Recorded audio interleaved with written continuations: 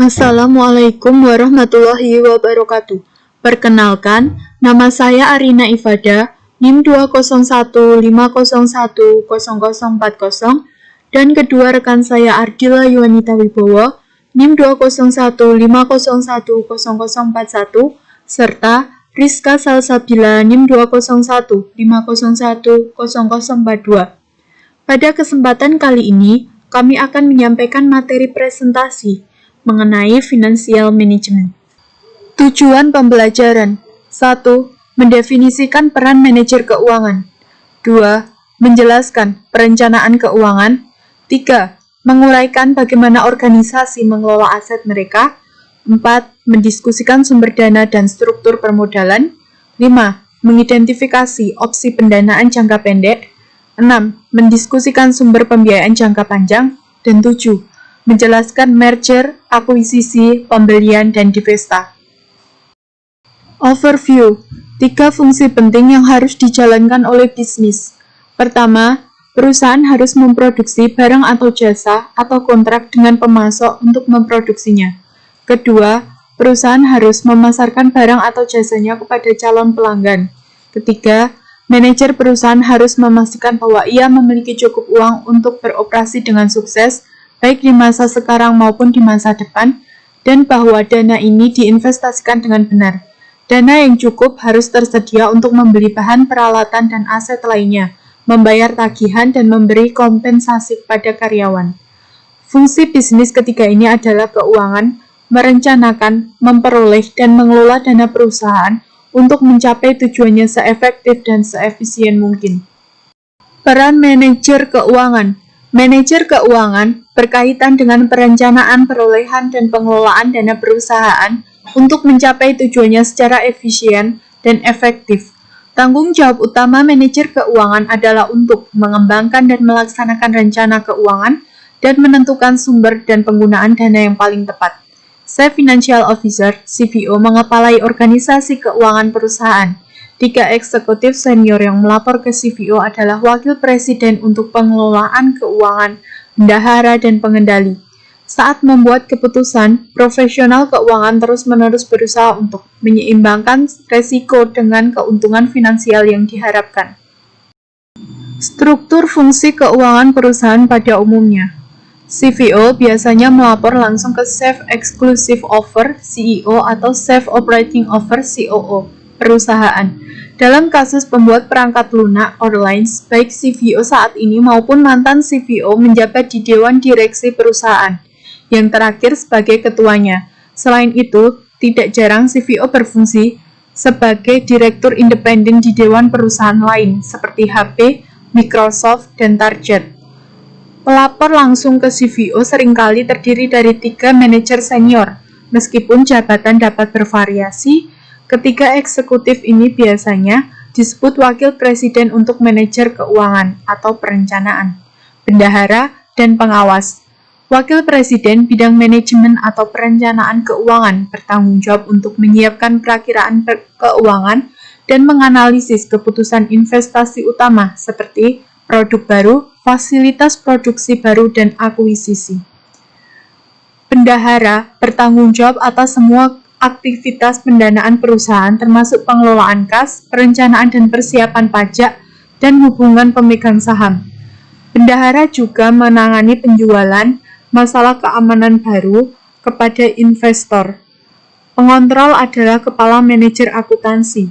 Fungsi pengontrol termasuk menjaga pembukuan perusahaan, menyiapkan laporan keuangan, dan melakukan audit internal.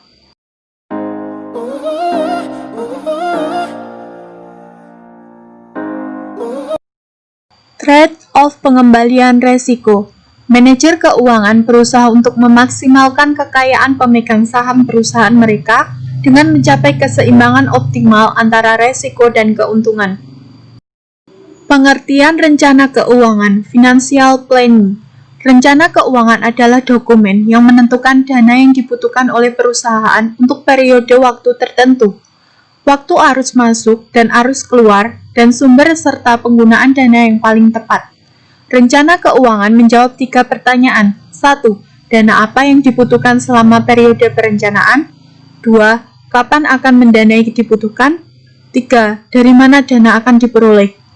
3 langkah tersebut terlibat dalam proses perencanaan keuangan, meramalkan penjualan selama periode waktu mendatang, memperkirakan tingkat yang diharapkan dari keuntungan selama periode perencanaan, dan menentukan penambahan aset nasional yang dibutuhkan untuk mendukung penjualan tambahan. Langkah-langkah yang terlibat dalam penyiapan rencana keuangan antara lain. 1. Langkah pertama adalah meramalkan penjualan selama periode mendatang. Kedua, manajer keuangan harus memperkirakan tingkat keuntungan yang diharapkan selama periode perencanaan. Langkah ketiga adalah menentukan aset tambahan yang dibutuhkan untuk mendukung penjualan tambahan.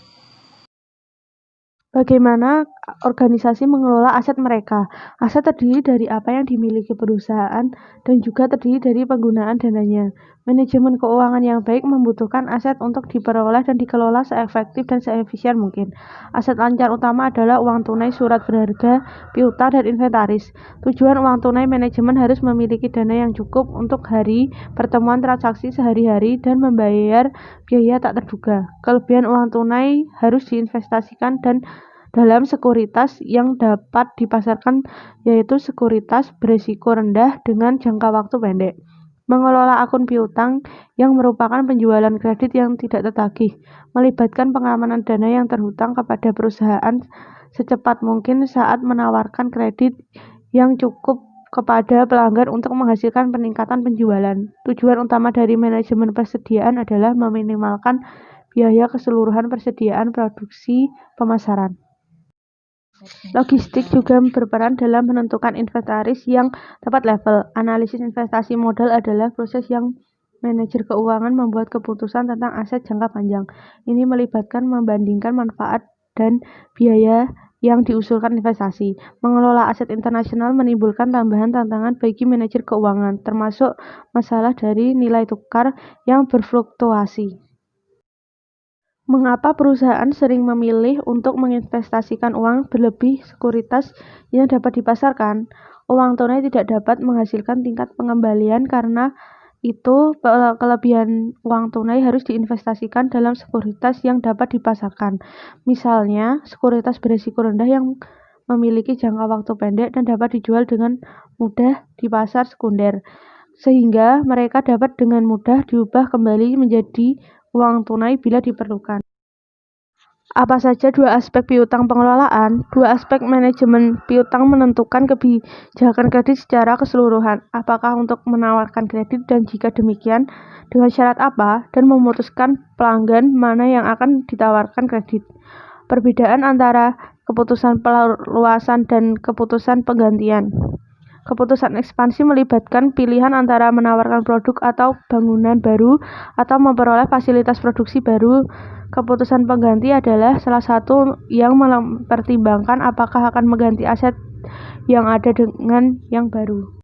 Diskusikan sumber dana dan struktur modal. Bisnis memiliki dua sumber dana, modal hutang dan ekuitas modal. Modal hutang terdiri dari dana yang diperoleh melalui pinjaman, dan modal ekuitas terdiri dari dana yang disediakan oleh pemilik perusahaan. Campuran hutang dan modal ekuitas dikenal sebagai struktur modal perusahaan, dan tugas manajer keuangan adalah untuk menemukan campuran yang tepat. Leverage adalah teknik meningkatkan tingkat pengembalian dana yang diinvestasikan dengan meminjam. Namun, leverage meningkatkan resiko. Juga ketergantungan yang berlebihan pada dana pinjaman dapat mengurangi fleksibilitas manajemen dalam keputusan pembiayaan di masa depan. Modal ekuitas juga memiliki kekurangan saat tambahan modal ekuitas dijual, kendali pemegang saham yang ada diencerkan. Selain itu, modal ekuitas lebih mahal daripada hutang modal. Manajer keuangan juga dihadapkan pada keputusan mengenai campuran dana jangka pendek dan jangka panjang yang tepat. Dana jangka pendek umumnya lebih murah daripada dana jangka panjang tetapi membuat perusahaan lebih beresiko. Keputusan lain yang melibatkan manajer keuangan adalah menentukan dividen perusahaan kebijakan. Konsep leverage adalah teknik untuk meningkatkan tingkat pengembalian dana yang diinvestasikan meminjam dana. Namun, leverage juga meningkatkan risiko. Mengapa perusahaan pada umumnya lebih mengandalkan dana jangka panjang, bukan dana jangka pendek? Meski dana jangka pendek biasanya lebih murah daripada dana jangka panjang, jangka pendek dana membuat perusahaan lebih beresiko. Jadi, sebagian besar perusahaan memilih untuk membiayai aset jangka panjang mereka dengan dana jangka panjang. Apa penentu penting dari kebijakan dividen perusahaan? Penentu penting dari dividen perusahaan kebijakan adalah peluang investasinya. Perusahaan dengan peluang investasi yang lebih menguntungkan sering membayar lebih sedikit dividen daripada lakukan perusahaan dengan lebih sedikit peluang seperti itu. Identifikasi opsi pendanaan jangka pendek. 3 opsi pendanaan jangka pendek utama adalah kredit perdagangan, pinjaman jangka pendek dari bank dan lembaga keuangan lainnya, dan kertas komersial. Kredit perdagangan diberikan oleh pemasok ketika perusahaan menerima barang dan jasa, setuju untuk membayar mereka di kemudian hari. Kredit perdagangan relatif mudah diperoleh dan tidak ada biaya kecuali pemasok menawarkan diskon tunai. Pinjaman dari bank komersial merupakan sumber yang signifikan pembiayaannya jangka pendek dan sering digunakan untuk membiayai akun piutang dan persediaan. Pinjaman dapat berupa tanpa jaminan atau dijamin, dengan piutang atau persediaan dijaminkan sebagai jaminan. Kertas komersial adalah IOU, jangka pendek yang dijual oleh perusahaan. Meskipun uang dalam jumlah besar bisa dikumpulkan melalui penjualan kertas komersial, biasanya dengan harga di bawah yang dibebankan oleh bank. Akses ke pasar kertas komersial terbatas pada perusahaan besar yang secara finansial kuat. Apa 3 sumber pendanaan jangka pendek? 3 sumber pendanaan jangka pendek adalah kredit perdagangan, pinjaman jangka pendek, dan surat berharga. Kredit perdagangan diberikan oleh pemasok ketika pembeli setuju untuk membayar barang dan jasa di kemudian hari tanggal. Kredit perdagangan relatif mudah diperoleh dan tidak memerlukan biaya kecuali jika ditawarkan diskon tunai. Mengapa surat kabar komersial merupakan jangka pendek yang menarik opsi pembiayaan? Commercial paper merupakan pilihan pembiayaan yang menarik karena perusahaan dapat mengumpulkan dana dalam jumlah besar uang dengan menjual kertas komersial dengan harga yang berlaku umum lebih rendah dari yang dibebankan oleh bank.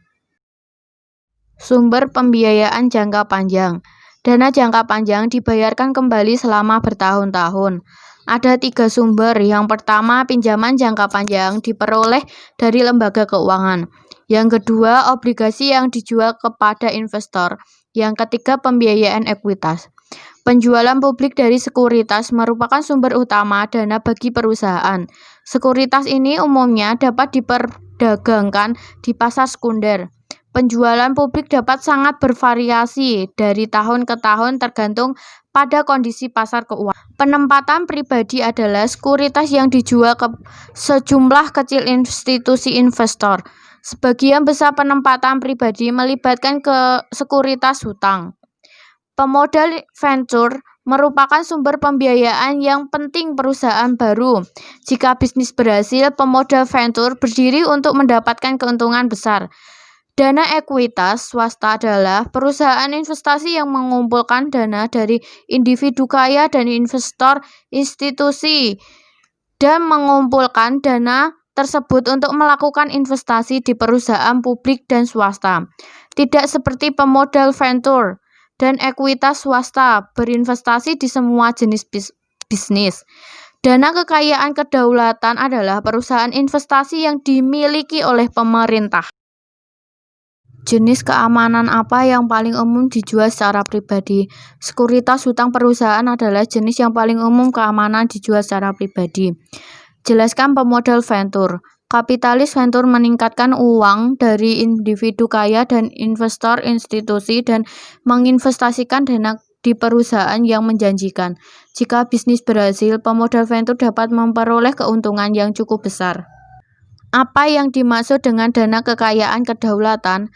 Dana kekayaan kedaulatan adalah perusahaan investasi milik pemerintah. Ini perusahaan melakukan investasi dalam berbagai keuangan dan aset nyata seperti real estate.